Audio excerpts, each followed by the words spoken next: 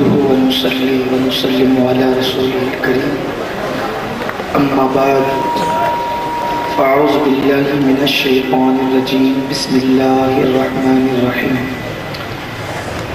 الصلاة والسلام عليك يا رسول الله.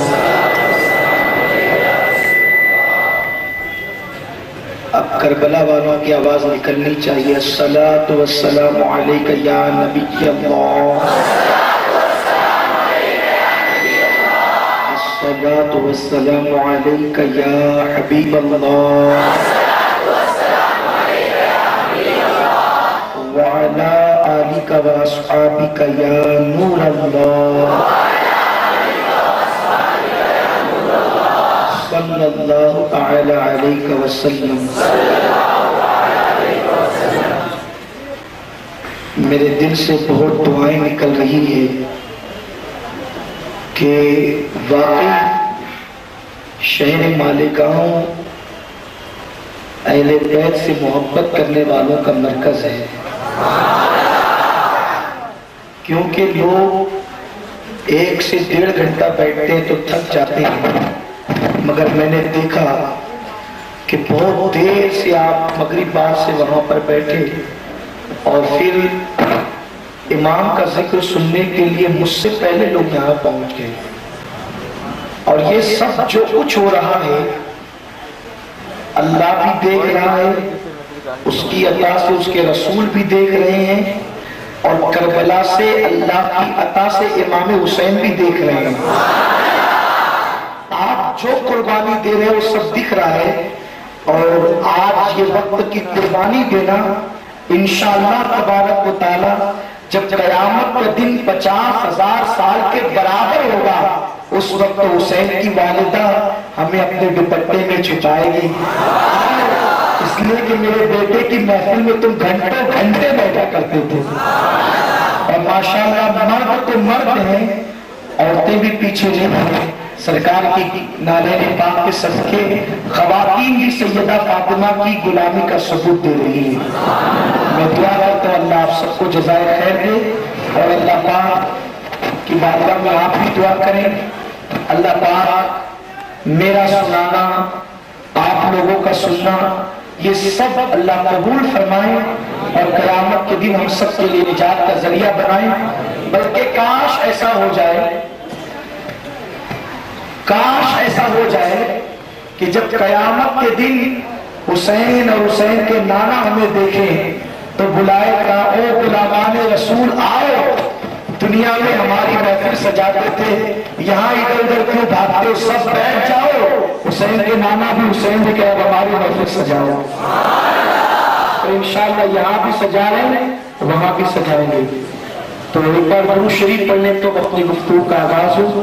اللہم صلی علی سیدنا و مولانا محمد المعدن الجود والکرم وآلہ واصحابہ وبارک وسلم. صلاۃ و سلام علیک یا رسول اللہ صلی اللہ تعالی علیہ وسلم. امام علی مقام علی جدی علیہ السلام نے کوفہ والوں کے پاس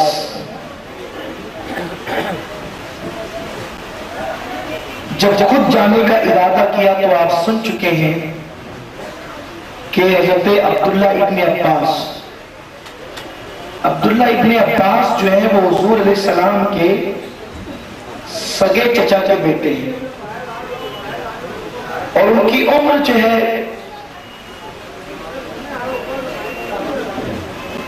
چونکہ آقا علیہ السلام کے زمانے میں چھوٹی تھی، اس لیے وہ سن 7 ہجری میں بھی موجود رہے، اور اب ان کی عمر کافی بڑی ہو چکی تھی. اور عبداللہ ابن عباس حدیث کے بہت زیادہ بیان کرنے والے ہیں، اور قرآن مقدس حسین تھے، اور سب کی تمناؤں کا مرکز اور سب کی عقیدتوں کا مرکز سیدنا امام حسین علیہ جدہ علیہ السلام کی ذات تھی. سب نے بنا کیا. اصل میں ایک بات میں آپ کو بتاؤں، اس سے پہلے بتا چکا ہوں کہ جو اصلاح معاشرہ پر تقریر ہوتی ہے نا، جہاں سے چاہو، جب چاہو، جس طرح چاہو، جو دل میں حدیث آئے وہ بیان کرتے.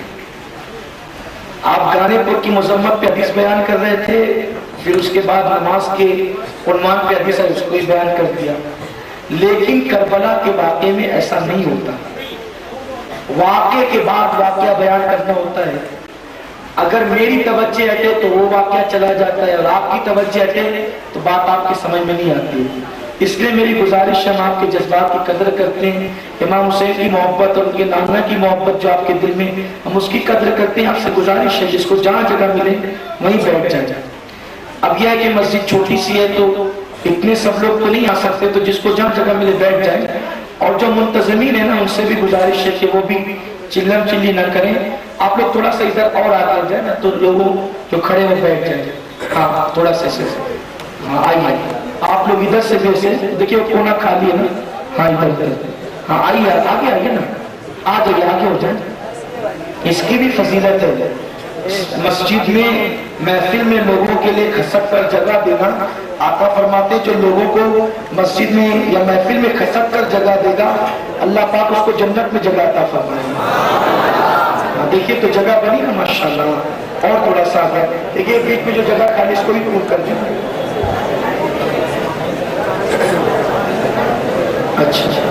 اچھا سارے پنکھے بھی چالو کر دیں آپ لوگ. تو بلند آواز سے درود شریف ہم پڑھ لیں. اب کوئی بیچ میں کوئی بات نہ کرے.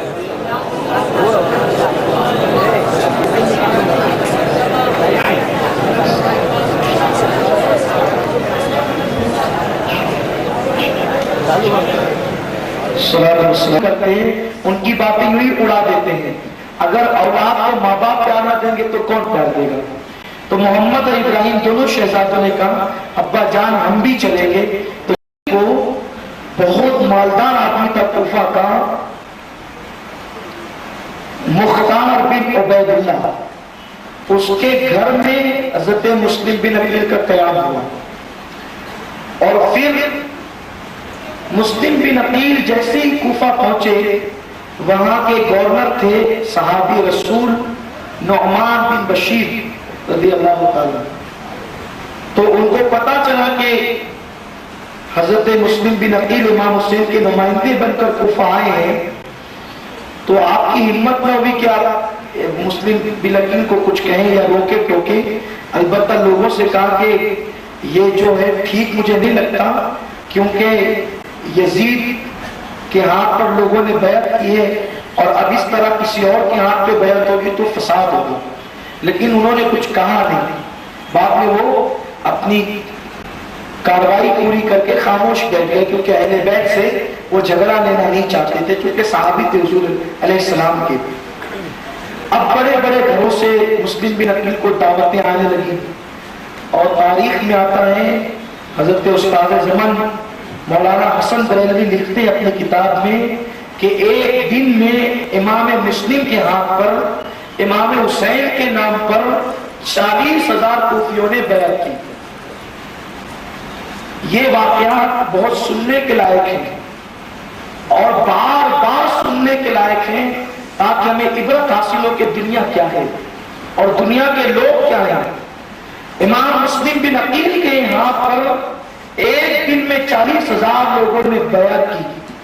بڑے بڑے مالداروں نے دعوتیں پیش کی، تحفے پیش کیے، تحائف پیش کیے. بچوں کو لوگ سر پہ اٹھا رہے ہیں، چوم رہے ہیں. یہ حالات ہیں. اب انہی کوفیوں میں سے چند کوفی سلیمان بن سرائی وغیرہ یہ ساری رپورٹ ان لوگوں نے یزید کو لکھ کر کے بھیجی. یزید مسلم بن عقیل کوفہ آ گئے اور ان کے ہاتھ پر 40,000 کوفیوں نے بیعت کر لی ہے. ان قریب تیرا تختہ پلٹ جائے گا. اور ایسا لگتا ہے کہ حسین بن علی بھی کوفہ جلدی آ جائیں گے اور تیرا سارا کیا کرایا برباد ہو جائے گا. نعمان بن بشیر کا حال یہ ہے کہ وہ ذرا بھی لوگوں پر توجہ نہیں کرتے، وہ خاموش بیٹھے ہوئے ہیں، کوئی کاروائی نہیں کرتے. اگر تو چاہتا ہے کہ تیرا تخت و تاج سلامت رہے تو تو ایسا سخت ترین آدمی بھیج جو یہاں پر مسلم بن عقیل اور ان کے ماننے والوں پہ سخت کاروائی کرے. تو یزید کا جو مشیر تھا یہودی، جیسا کہ آپ سن چکے ہیں، یزید نے ان سے مشورہ کیا. تو یزید نے مشورہ کیا تو ان یہودیوں نے، چونکہ دیکھو یہودیوں کا جو دماغ ہوتا ہے نا وہ بہت سازشی دماغ ہوتا ہے. پہلے سے جب سے ان کی پیدائش ہے تب سے لے کر آج تک ان کے دماغ میں سازش ہے، نفرت ہے، مکر ہے، دغا ہے. تو انہوں نے کہا ان یہودی مشیروں نے کہ یزید اگر وہاں کوئی معاملے کو نپٹا سکتا ہے تو عبید اللہ ابن زیاد. ابھی آپ زنجیر تھوڑا سا ملاحظہ کریں، آپ کے ذہن میں ابھی بات آئے گی کہ جتنے اہل بیت کے دشمن ہیں یہ سب کا جو سینٹر پوائنٹ ہے ایک ہے، وہ ہے زنا. زنا جو شرافت سے پیدا ہوں گے وہ کبھی اہل بیت کے دشمن نہیں ہو سکتے. شریف النفس آدمی گر جائے گا، اس حد تک کہ گرے گا شریف النسب انسان کہ وہ اپنی قبر اپنی زندگی میں کھوٹ لے گا، وہ خودکشی بھی کر لے گا شریف النسب. حالانکہ وہ بھی حرام ہے لیکن وہ کبھی اہل بیت سے جھگڑا نہیں ہوگا. حتیٰ کہ جانوروں کے دل میں اللہ نے اہل بیت سے محبت پیدا کی. جانور تو جانور ہے، حدیث پاک میں یہاں تک آیا ہے کہ اللہ نے پھلوں میں علی اور آل علی کی محبت پیدا کی ہے. اللہ نے جب روز ازل پھلوں پر علی اور اہل بیت کی محبت پیش کی تو جن جن پھلوں نے اہل بیت کی محبت کو قبول کیا اللہ نے ان پھلوں کو میٹھا کر دیا، اور جنہوں نے انکار کیا اللہ نے ان کو کڑوا کر دیا. اسی لیے دنیا کڑوے پھل نہیں کھاتی. جن کے دلوں میں، جن پھلوں میں اہل بیت کی محبت نہیں انہیں کوئی پوچھتا نہیں. آپ نے کبھی نہیں دیکھا ہوگا کہ نیم کی نیمبولی لوگ کھا رہے ہیں. نیم کے درخت کے قریب بچہ بھی نہیں جاتا، نیم کے درخت کے قریب بچہ بھی نہیں جاتا کیونکہ اس میں پھل نہیں، اور جو پھل ہے وہ کڑوا ہے. لیکن قربان جائے اگر جامن یا آم ہو تو وہاں پہ پتھر بھی برستے ہیں اور پھر وہ وہاں سے پھل بھی توڑتے ہیں. دو چیزیں اس میں سبق ہے. ایک تو یہ اہل بیت کی محبت ان لوگوں نے لے لی تو میٹھے ہو گئے، میٹھے ہو گئے تو لوگ ان کے قریب بھی آتے ہیں، لیکن قریب آتے تو پتھر بھی مارتے ہیں. تو پتہ چلا اہل بیت کی محبت قبول کرو گے تو محبت بھی کیے جاؤ گے اور دشمنان اہل بیت سے پتھر بھی کھاؤ گے. دونوں چیز کے لیے تیار رہنا چاہیے. یہ ہے اہل بیت کی محبت کہ اللہ نے پھلوں میں بھی پیدا کی. بہرحال تو عبید اللہ ابن زیاد جو ہے وہ کون ہے؟ درود شریف پڑھے.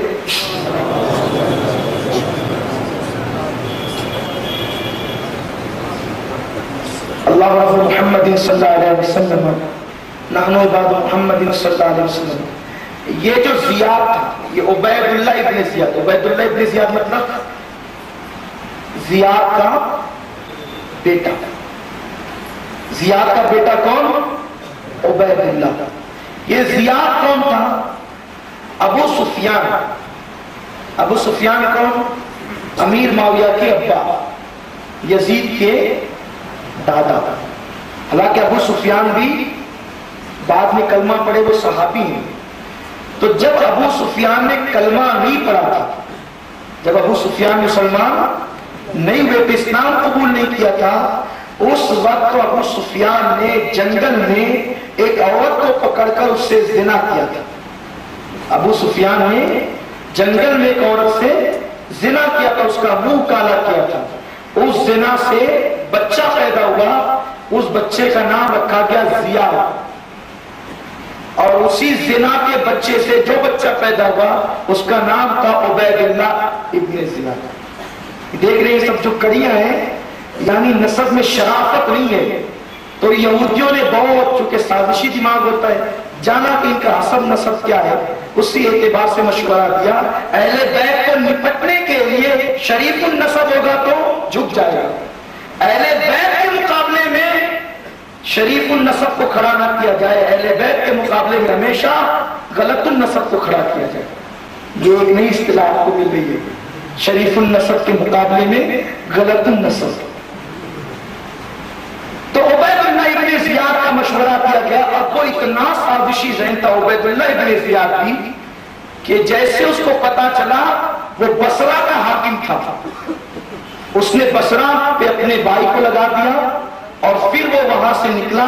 اور نکلنے کے بعد 8-10 لوگوں کو لے کر جیسے مکہ شریف اور مدینہ شریف کے لوگ لباس پہنتے تھے اس حجازی لباس کو اس نے پہنا اور چہرے پر اس طرح کا رومال ڈالا تاکہ کچھ چہرہ دکھے اور کچھ چھپ جائے. اور مغرب اور عشاء کے درمیان وہ کوفہ میں داخل ہوا. چونکہ مغرب اور عشاء کے درمیان داخل ہونے میں اس کی سازش یہ تھی, منصوبہ یہ تھا کہ اندھیرا ہوگا, لوگ مجھے پہچان نہیں سکیں گے اور اس طرح میں بالکل صحیح سلامت کوفہ پہنچ جاؤں گا. اندھیرے میں لوگوں نے اس کو نہیں پہچانا.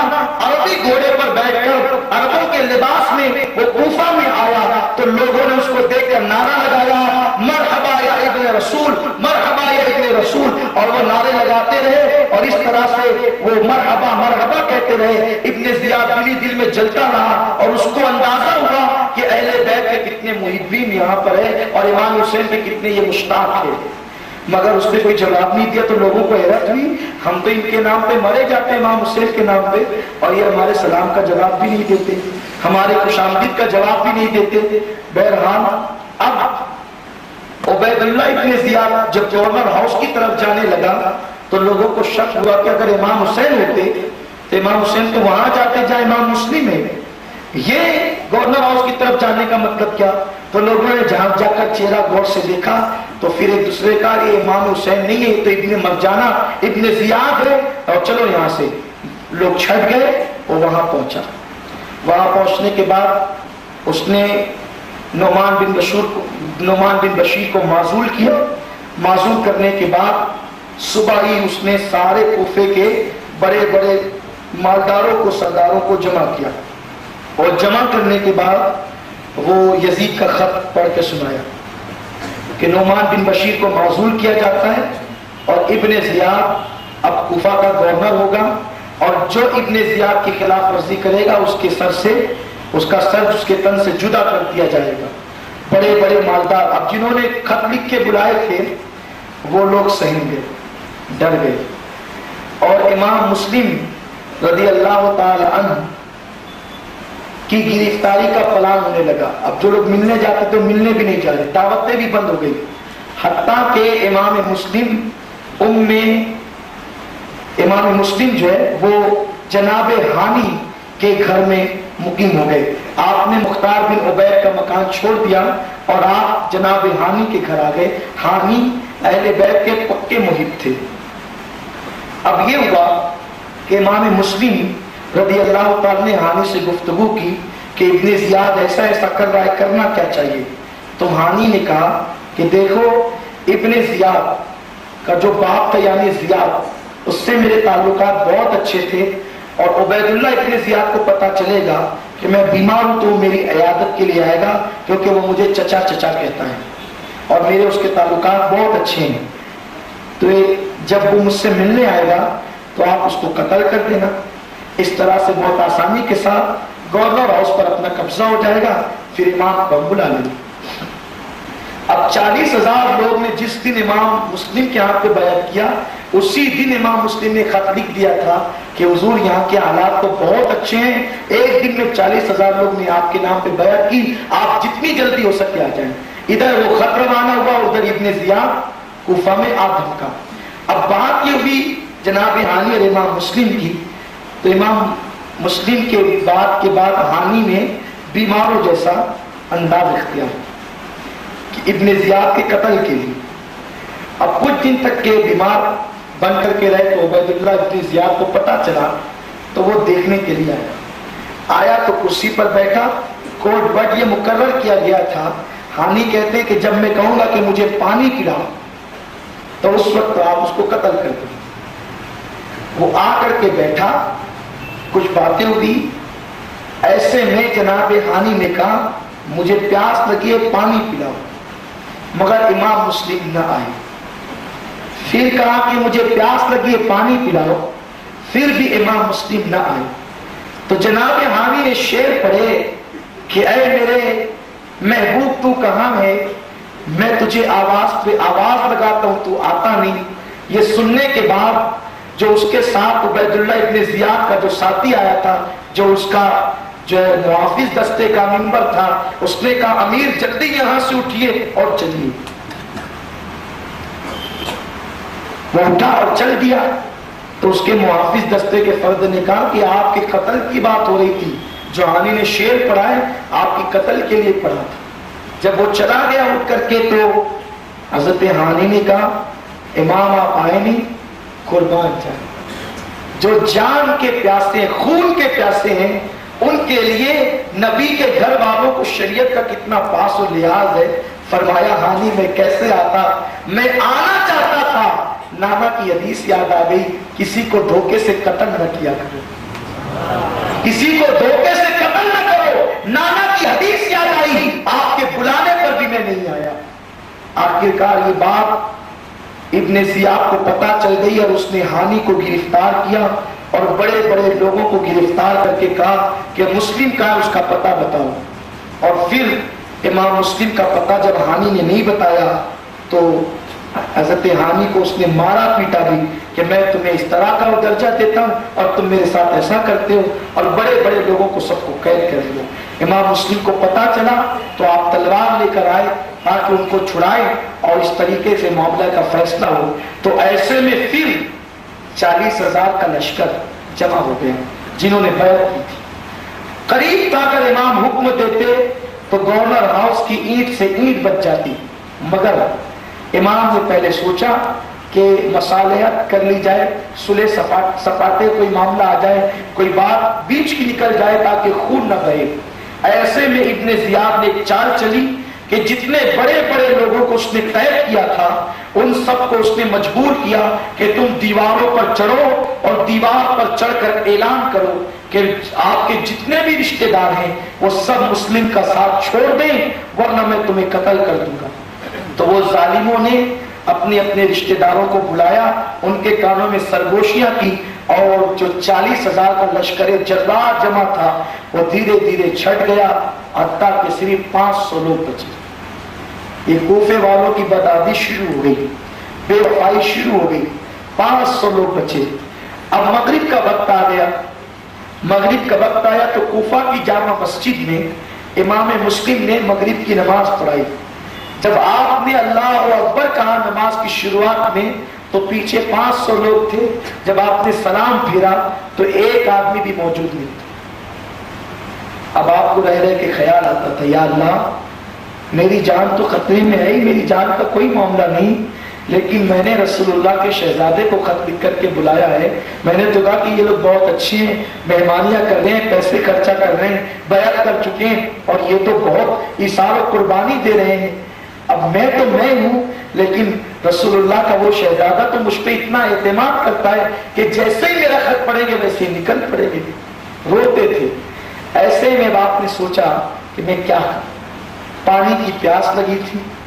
آپ نکلے مسجد سے باہر تو وہ کوفہ جہاں کے لوگ نعرے لگا لگا کر استقبال کرتے تھے، مغرب کی نماز کے بعد ان لوگوں نے امام مسلم کے لیے اپنے دروازوں کو بند کر لیا۔ ایک بیوی دروازے کے باہر کھول کر کے دروازہ کھول کر بیٹھی تھی، اس کا نام توآ تھا، اور وہ بھی امام مسلم کے لیے نہیں بیٹھی تھی، اس کا بیٹا تھا، وہ اپنے بیٹے کے انتظار میں بیٹھی تاکہ بیٹا آئے تو وہ کھانا کھا کر سو جائے۔ امام مسلم اس کے گھر کے قریب گئے اور کہا کہ بیگم کیا آپ پانی پلا سکے گی؟ اس بی بی نے کہا کہ پلا دیتی ہوں۔ اس نے پانی لا کر کے دیا، امام مسلم نے پانی پیا، بیٹھ گئے۔ اس نے کہا او مسافر تو کون ہے، پانی پی لیا چل دے، یہاں کیا کر رہا ہے؟ اس نے کہا بی بی میری کوئی منزل نہیں، میرا کوئی ٹھکانہ نہیں، کل تک کے لوگوں کے سروں پر تھا، آج لوگوں نے اپنے دروازے بند کر لیے۔ تو اس نے کہا اچھا آپ ہی مسلم ہیں؟ وہ اہل بیت کی عاشق تھی، کہا میں ہی مسلم ہوں۔ تو اس نے کہا کہ آپ میرے گھر آ جائیں۔ کھانا کھلایا، رکھا۔ اتفاق سے اس عورت کا بیٹا محمد ابن اشعث اس کا بہت قریبی تھا، اور محمد ابن اشعث ابن زیاد کا قریبی تھا۔ تو جب اس کا بیٹا آیا امام مسلم کو اپنے گھر میں پایا تو جا کر کے اس نے مخبری کر دی ابن اشعث کے پاس، اور ابن اشعث نے مخبری کر دی ابن زیاد کے پاس، اور پھر ابن اشعث کی سرکردگی میں جو ہے وہ تقریباً 1000 لوگوں کو دیا ابن زیاد نے۔ آپ سوچیں، ایک کے مقابلے ایک کو گرفتار کرنا ہے، 1000 لوگوں کو دیا کہ جاؤ اور مسلم کو یا تو وہیں شہید کر دو یا میرے پاس پکڑ کر دو۔ اسلامی تاریخ کا یہ ایسا تاریخ اور اندھیرے والا باب ہے، لیکن اسی تاریکی سے بھی ایک ایسا نور پھوٹتا ہے رسول اللہ کے خانوادے کا، کہ ان کی شجاعت کا یہ عالم تھا کہ 1000 ان کے مقابلے میں آئے، اور امام مسلم نے جب تلوار اٹھائی تو ان کے چکے چھڑا دیے، حتیٰ کہ وہ لوگ جو ہے وہ اش اش کرنے لگے۔ امام مسلم کے اوپر وہ آگ برسانے لگے، چھت پر سے آگ برسائے، پتھر برسائے، آپ زخمی ہو گئے۔ زخمی ہونے کے بعد بھی آپ تلوار چلاتے رہے، حتیٰ کہ ابن اشعث نے جو ہے وہ ایک چال چلی، کہا کہ ہم آپ سے لڑنا نہیں چاہتے تھے مگر پتہ نہیں کیسے جھگڑا شروع ہو گیا، آپ ایک کام کریں، میں آپ کو امان دیتا ہوں۔ آپ کو تو ابن زیاد نے بلانا بھیجا تھا، لیکن ہم پتہ نہیں کیوں لڑنے لگے، آپ چلیں اور ابن زیاد سے چل کر بات کریں، کچھ مسئلہ حل ہو جائے گا، مسئلے کا حل نکل جائے گا۔ آپ نے کہا اچھا ایسی بات ہے، ہم بھی لڑائی نہیں چاہتے، اور آپ کو کچھر پہ بٹھایا گیا۔ آپ جیسے کچھر پہ بیٹھے، آپ کے منہ سے وجود سے خون رس رہا تھا، اور آپ کچھر پہ بیٹھ کے چند قدم ہی کچھر چلا ہوگا کہ ابن اشعث نے آپ کی تلوار آپ کی کمر سے نکال لی۔ آپ نے کہا بھئی جب ہم بات کرنے کے لیے جا رہے ہیں تو یہ تلوار کیوں چھینی جا رہی ہے، اس کا مطلب تم لوگ دھوکہ کرنا چاہتے۔ اور آپ نے انا للہ وَإِنَّا إِلَيْهِ رَاجِعُونَ پڑھی، اور آپ نے پڑھا اللہم افتح بیننا وبین قومنا بالحق وانت خیر الفاتحین، اور آپ رونے لگے۔ اس وقت ابن اشعث نے کہا آپ جیسا بہادر جس نے 1000 کے چھکے چھڑا دیے، آپ کیوں روتے ہیں، رونے کی وجہ کیا ہے؟ ابن زیاد کے پاس جاتے ہوئے آپ روتے ہیں۔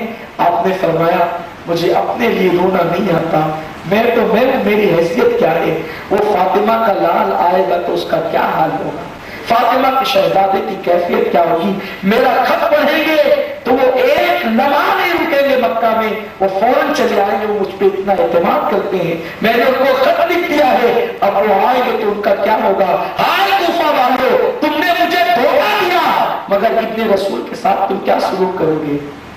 اسی طرح آپ گورنر ہاؤس پہنچے، وہاں دیکھا کہ ہانی زخمی اور بڑے بڑے سردار زخمی، آپ نے ابن زیاد کو سلام نہیں،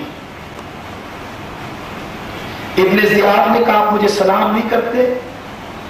آپ نے فرمایا جب تو میری قتل کا منصوبہ بنا چکا ہے میں تجھے سلام کیوں کروں۔ اس کے بعد امام مسلم کو اس نے کہا کہ آپ یہاں کیوں آئے تھے؟ آپ نے فرمایا میں آیا نہیں، بلایا گیا۔ امام حسین کو اتنے خطوط لکھے گئے کہ انہوں نے مجھے اپنا نمائندہ بنا کر کے بھیجا، میں بلایا گیا ہوں، اگر میرا آنا تمہیں نہ منظور ہے تو میں واپس چلا جاتا ہوں۔ تو کہا اب آپ واپس نہیں جا سکتے، اب آپ کو چھت پر کھڑے رہ کر حسین اور حسین کے باپ کو گالیاں دینی ہوگی، تب آپ کی جان بخشی ہوگی۔